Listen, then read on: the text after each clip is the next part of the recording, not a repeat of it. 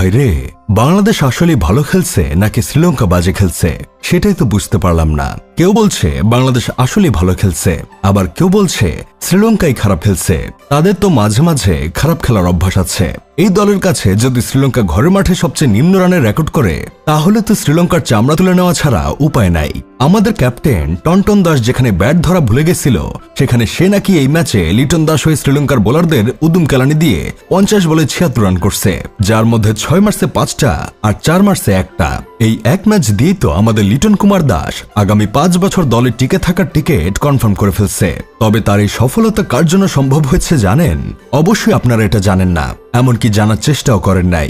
আজকে চলেন আপনাদের লিটনের সফলতার গল্পটাই শোনাই। 2.5 বছর পর দলে টি-20 জায়গা পেয়েছে আমাদের hard hitter batsman Mohammad Naim Sheikh. তিনি প্রতিদিন 7,000 টাকা মাঠ ভাড়া দিয়ে প্র্যাকটিস করছে দলে জায়গা পাওয়ার জন্য।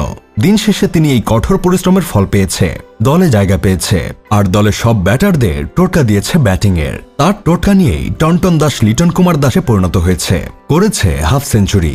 অন্যদিকে শোনা যাচ্ছে আমাদের ঢাবিয়ান ইন্টারন্যাশনাল প্লেয়ার তাওহিদ হৃদয়ও নাইম শেখের টোটকা নিয়ে টি-20তে 25 বলে 30 রান করছে। নাইম শেখ দলে আসার পর এভাবে বিভিন্ন প্লেয়ারকে ফর্মে ফিরিয়ে সম্পূর্ণরূপে টেস্ট প্লেয়ার বানিয়ে ফেলতেছেন। সেখানে তাকেই নাকি বেঞ্চে বসিয়ে রেখে পানি টানাচ্ছে। এটা কোনো কথা? মানবতা আজ কোথায়? আপনারা আমাদের জুনিয়র ওপেনিং জুটিদের প্রশংসা করতে করতে তাদের ডাউনফল শুরু করে দিচ্ছেন। কেউ ডাক মারছে, আবার কেউ 10-এর গন্ডি পেরোতে পারছে না। কিন্তু এই ম্যাচে লিটন আর শামীম পাটোয়ারির কল্যাণে বাংলাদেশের 177 রান করতে সক্ষম হয়েছিল। আপনারা কি দেখেছেন আসলে ভাতের পাওয়ার কতটা?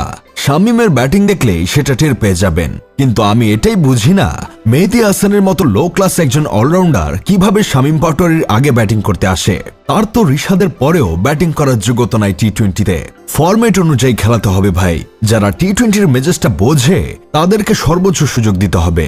শামীম জাকের তো আছে, সাথে অঙ্কনকেও সুযোগ দিয়ে দেখেন।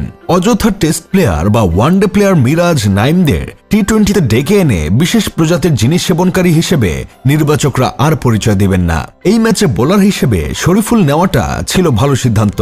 শরীফুল আর সাইফুদ্দিন মিলে 4টা উইকেট তুলে নিয়েছে। তাছাড়া রিশাদ তো আছেই। কুশাল মেন্ডিস আর কুশাল পেরেরাকে হারিয়েই শ্রীলঙ্কা নিঃস্ব হয়ে গেছিল। এসব দেখে আমার বন্ধু কেরামত বলতেছে, সিরিজের মাঝখানের একটা করে ম্যাচ জিতে বাঙালিরা নিজেদের পাছা থেকে শুধু হোয়াইট ওয়াশটা ঠেকিয়ে চলছে।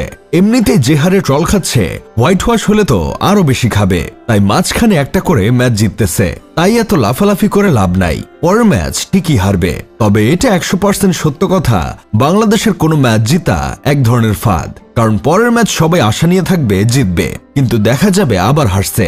যাই হোক, শেষমেশ আমি গোলাম হোসেন একটা কাজের কথা কই। ফুটবলে বাংলাদেশের মেয়েরা নেপালকে 3-2 গোলে হারিয়েছে। ক্রিকেটে বাংলাদেশ শ্রীলঙ্কাকে 83 রানে হারিয়েছে। হকিতে বাংলাদেশের মেয়েরা কাজাখস্তানকে 6-2 গোলে হারিয়েছে। গ্লোবাল সুপার লিগে রংপুর রাইডার্স হোবারোট হ্যারিকেন্সকে নাটকীয়ভাবে 1 রানে হারিয়েছে। বাংলাদেশের স্পোর্টসের জন্য একটা চমৎকার দিন ছিল 13 জুলাই।